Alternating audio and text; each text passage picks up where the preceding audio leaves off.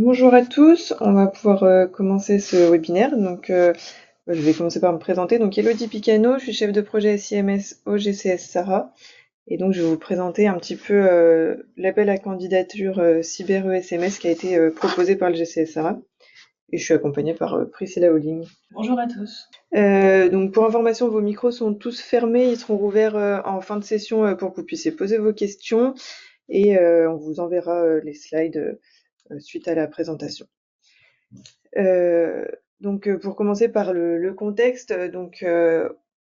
pour reprendre, au premier semestre 2023, donc il y avait un chantier national sur la cybersécurité pour le social et le médico-social qui a permis de mener différentes actions, comme une concertation auprès de différents organismes gestionnaires, des ateliers de co-construction avec les acteurs du secteur, et qui a mis en place un plan d'action 2023-2027 qui était donc cohérent avec la feuille de route du sanitaire. Donc le plan CARE, qui est un plan de financement qui vise à accélérer la mise à niveau des systèmes d'information face à l'état de la menace et à renforcer durablement la résilience des structures. Donc il y a eu une première partie qui est sortie uniquement pour le sanitaire donc l'année dernière et une partie qui va être adaptée pour le médico-social d'ici début d'année prochaine normalement.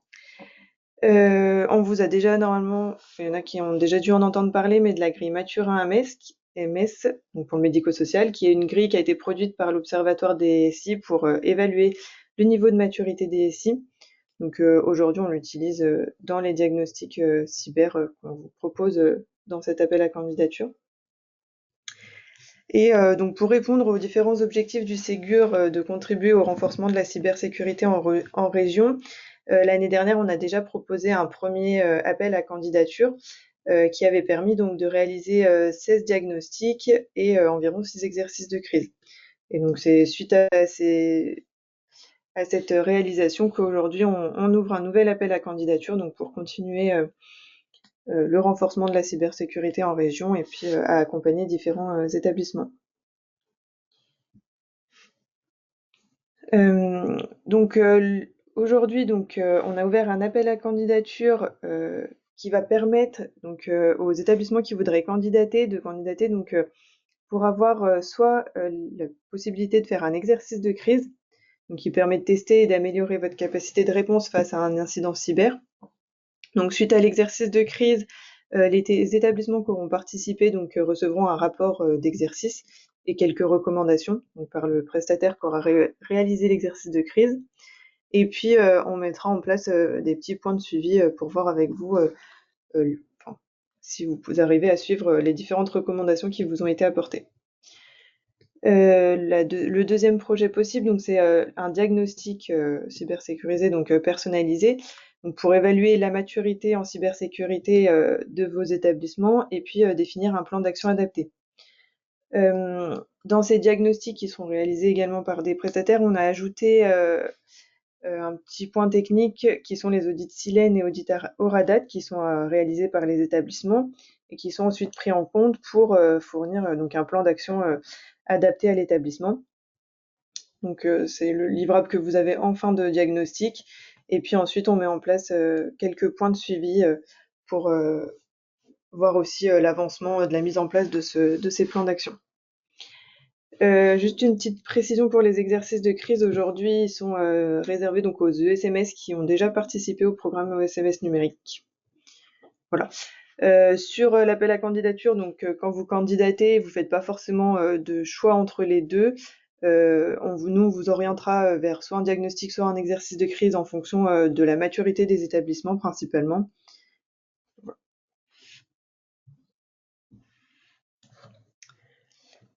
Par rapport au calendrier de l'appel à candidature, aujourd'hui, l'appel à candidature est ouvert jusqu'au 31 décembre 2025. Vous avez encore plus d'1 an pour candidater. Cependant, on fera une première phase de sélection au 31 décembre 2024, qui nous permettra de commencer quelques projets d'ici janvier-février 2025. À savoir qu'on a des objectifs sur l'année et un budget qui nous permettrait de financer environ 30 diagnostics et une quarantaine d'exercices de crise. Donc, comme pour les appels à candidature, donc les premiers qui candidateront verront leur candidature étudiée au fil de l'eau et auront plus de chances d'être acceptés dans le processus et d'avoir un exercice ou un diagnostic.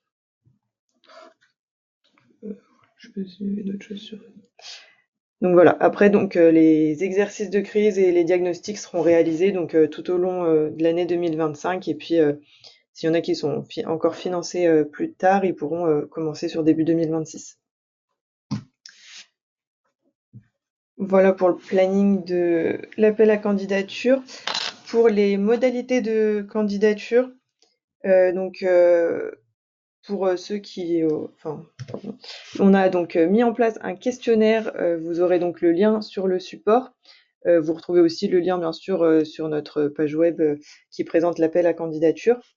Donc c'est un questionnaire qui va nous permettre d'évaluer votre maturité, donc avec différentes questions sur vos établissements, tout d'abord le secteur, le nombre d'établissements concernés, etc.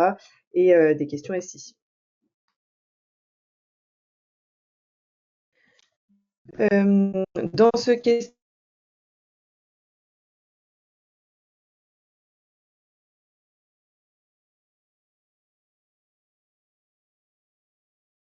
très bonne connexion, j'espère que vous m'entendez toujours bien.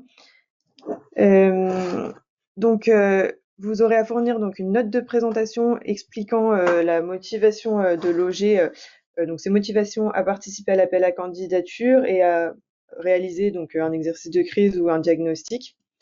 Et puis une lettre d'engagement signée qui précise que l'organisme gestionnaire s'engage à se rendre disponible pour la bonne réalisation des audits. Pour la note de présentation, c'est pas nécessaire de faire quelque chose de très long. C'est une page expliquant vos motivations assez clairement est suffisant. Suite à vos candidatures, il y aura une priorisation en fonction des niveaux de risque, donc en fonction du secteur, de la taille de loger et du niveau de maturité existant. Et puis ça nécessite d'avoir un interlocuteur qui est bien identifié. Donc c'est dans les premières questions du questionnaire, on vous demandera d'avoir un interlocuteur avec qui on pourra échanger pour mettre en place soit le diagnostic, soit l'exercice de crise.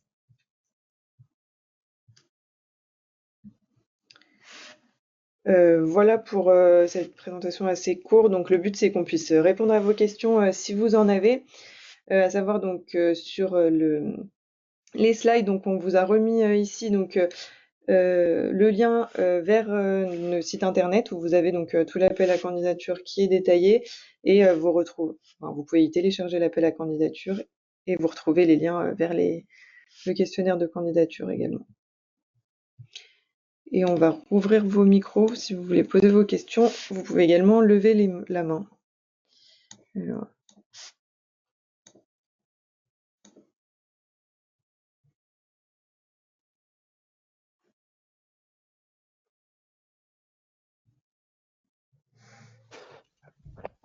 Bonjour. Bonjour. Pierre-Lys Marianis pour JSIM 73. J'avais une question sur la priorisation en fonction des niveaux de risque. Est-ce que c'est plutôt des petites tailles d'OG ou des grosses tailles d'OG qui seront retenues?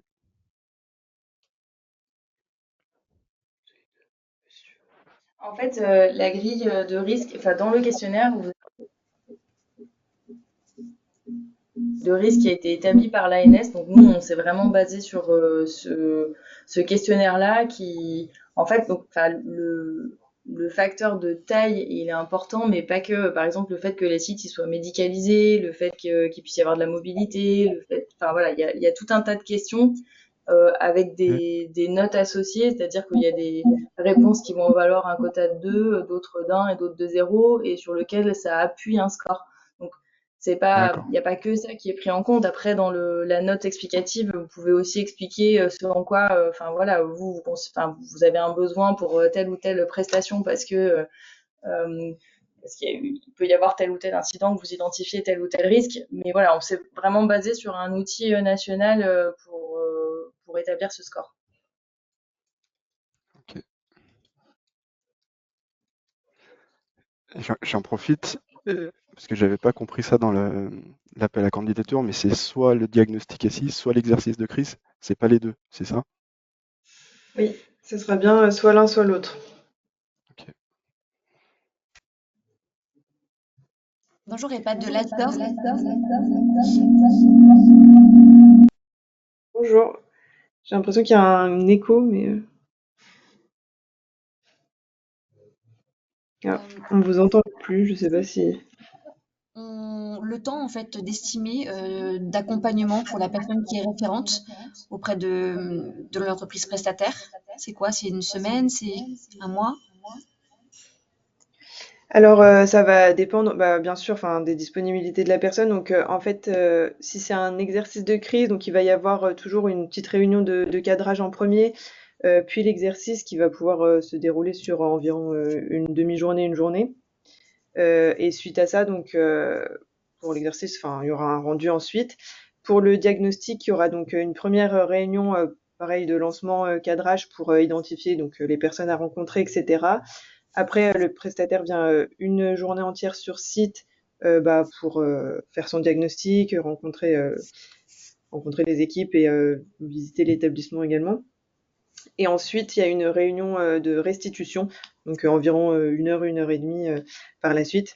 Et puis après, bah, des points de suivi qui peuvent être mis en place, donc suivant les disponibilités de la personne, mais à peu près une fois par mois pour sur environ 3 mois pour voir ensuite si le plan d'action a été bien compris et a pu commencer à être mis en œuvre. Très bien, merci. De rien.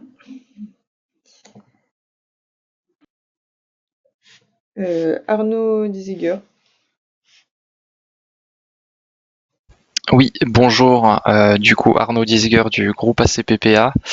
Donc moi, en fait, j'aurais besoin d'une petite précision puisqu'en fait, je me souviens bien d'avoir participé, en tout cas, à cet appel à candidature l'année dernière et on avait notamment réalisé un exercice de crise. J'ai cru comprendre qu'on pouvait pas forcément sélectionner ou en tout cas demander de faire tel ou tel exercice, c'est-à-dire de choisir en fait entre l'audit et l'exercice de crise.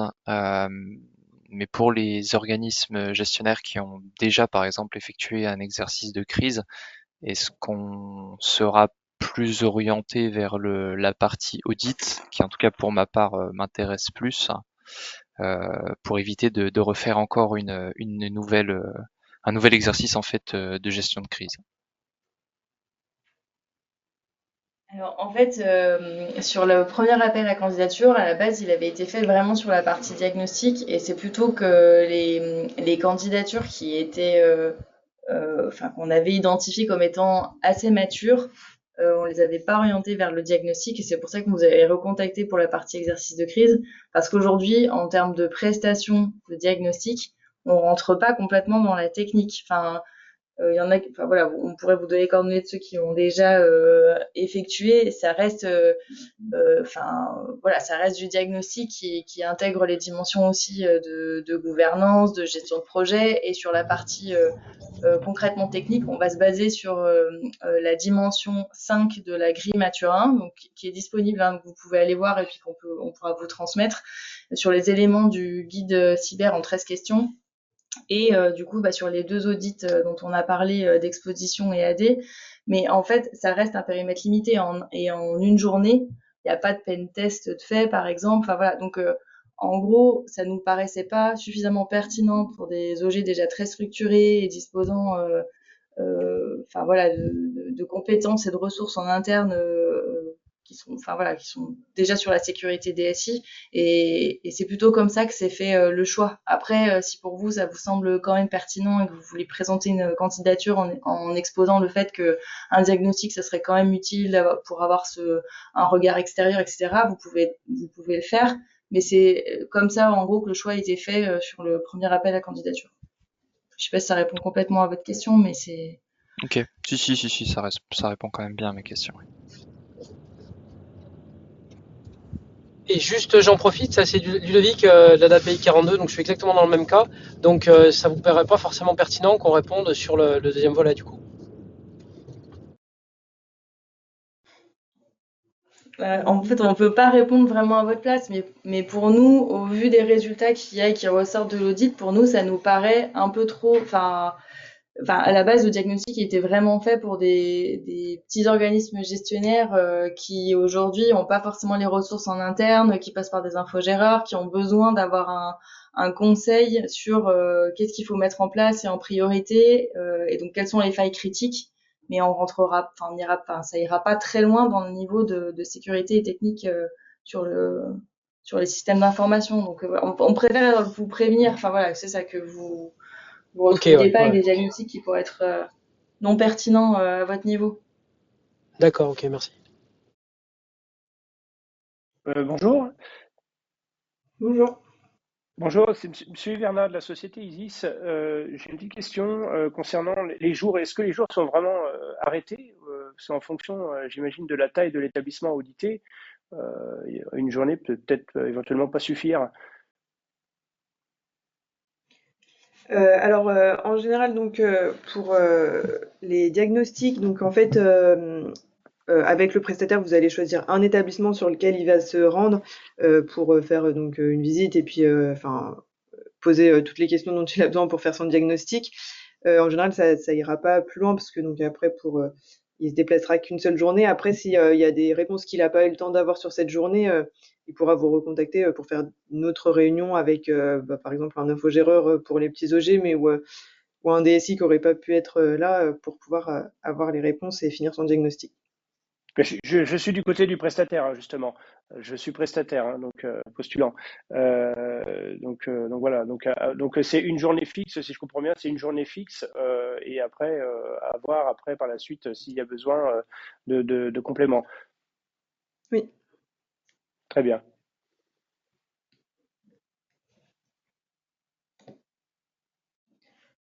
Madame Gaëlle Tessier.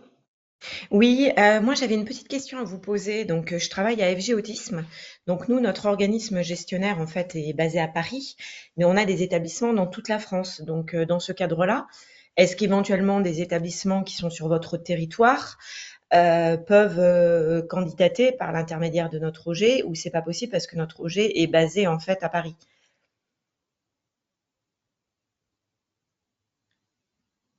Alors pour la partie, en fait, ça dépend de quelle façon est gérée votre DSI. Enfin, est-ce qu'elle est en centralisé ou décentralisé? Aujourd'hui, quand on est sur des DSI centralisés, si c'est géré à Paris, en fait, il y aura pas forcément d'intérêt parce que nous, les prestataires et l'exercice de crise, ils vont se dérouler vraiment sur place, sur la région, et ils ont vocation à vraiment servir des établissements de la région. Donc en fait, il y aura pas, si la DSI est à Paris, en gros, on pourra pas assurer les prestations. Donc voilà, en fait, ça dépend complètement de votre organisation. Alors nous, pour le coup, on n'a pas de DSI. Donc moi, je m'occupe de tout ce qui est numérique et des programmes SMS numériques. Alors je connais bien aussi votre organisation de grade parce que je viens de l'assurance maladie. Mais du coup, ben, j'ai toujours le problème que quand il y a des choses qui sont organisées par les grades, c'est de façon régionale et que du coup, on a nos établissements dans toute la France, quoi. Donc, si le grade, par exemple, le Cézanne organisait la même genre de choses, je pense que eux ne feraient que les établissements d'Île-de-France. Alors en fait, c'est ça, ça dépend. Là, quand tu parlais de DSI centralisé, c'est en gros quelle est la gestion aujourd'hui au niveau de votre siège. Est-ce qu'en gros toutes les fonctions, vous parlez de SMS numérique, mais la gestion des PC, enfin la gestion, c'est ça, du DUI, votre infrastructure, est-ce qu'elle est décentralisée au niveau des sites ou pas? Et en fait, c'est plutôt Elle ça nous est, qu'on va regarder je dans la dirais qu'elle est candidature. moitié décentralisée. Voilà. C'est, moi, j'accompagne établissement par établissement. Je pense que, c'est pareil, si vous voulez candidater, vous pouvez pour les établissements de la région, D'accord, en expliquant bien dans la note vos spécificités. En fait, c'est d'accord. vraiment ce qu'on va chercher dans la note. On veut, comme l'a dit Elodie, on veut pas des pavés de 15 pages. Mm, L'objectif, il est pas là, mais vraiment de justifier votre candidature, le pourquoi vous voulez le faire, voilà, c'est mm. Ok. vraiment des éléments à nous préciser. D'accord, très bien. Je vous remercie en tous les cas. Merci à vous. Et d'ailleurs, pour précision, enfin, donc ça sera une candidature par OG et que ce soit pour le diagnostic ou autre, en fonction de donc la centralisation, ça sera fait donc soit sur Logé. Dans le chat, on a une autre question donc qui est: est-ce que les résultats des audits sont publiés? Donc je sais pas trop ce que vous entendez par publier, mais donc les résultats des audits vous sont transmis par les prestataires donc à vous uniquement, et le grade, nous on a aussi les résultats, mais sinon voilà, c'est uniquement pour vous. Je sais pas trop si ça répond à votre question.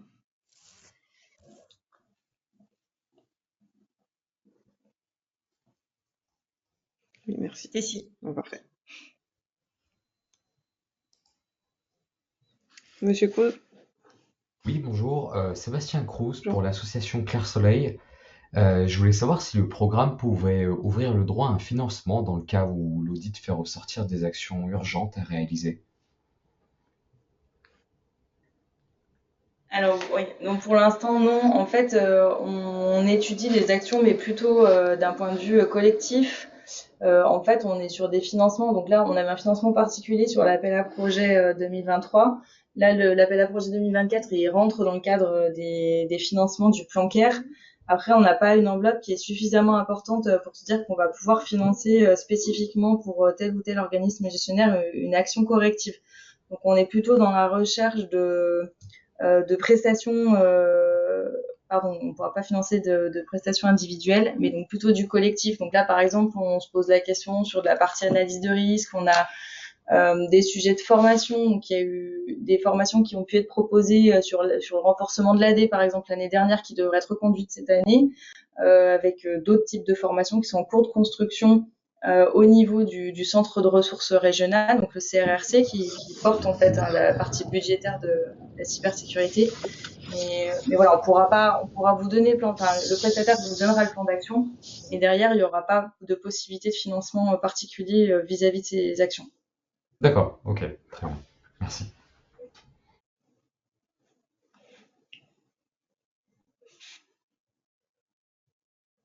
Oui, bonjour, Florence Belin du CCS de Clermont-Ferrand. Moi, j'aurais voulu savoir si nous, on a plusieurs établissements puisqu'on avait fait partie de la grappe SMS. On a donc 6 EHPAD et une sécurité informatique qui est centralisée. Donc, est-ce qu'on fait une seule appel à candidature ou il en faut un par EHPAD? Non, vous pouvez en faire un seul. Un seul, groupé avec les 6 établissements. Oui. Oui, merci à vous. De rien.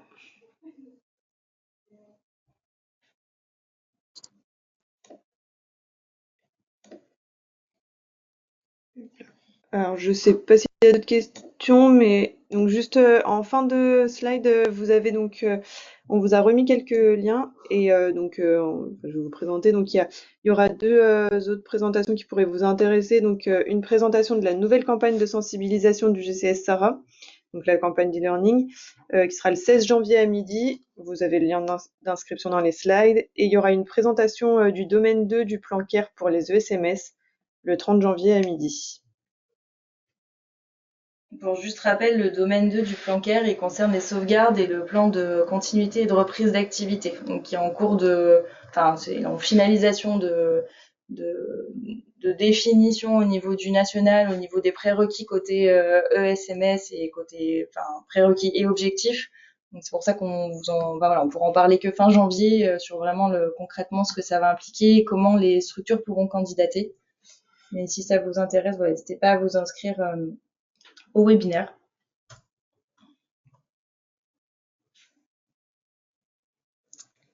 Et s'il n'y a pas d'autres questions, on va pouvoir clôturer. S'il y a donc une question dans le chat, pour le diagnostic, je suppose que la présence du prestataire informatique externe est indispensable. Alors oui, plutôt, parce que il va pouvoir répondre à pas mal de questions des auditeurs, et puis en général, c'est eux qui peuvent vous aider à répondre aux questions.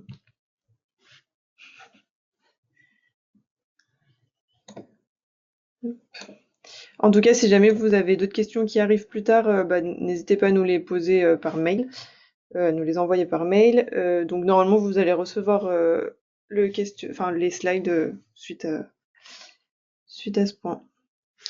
Je vous remercie pour votre attention. Et puis, bon appétit et bonne journée. À bientôt. Merci à Merci vous. bien.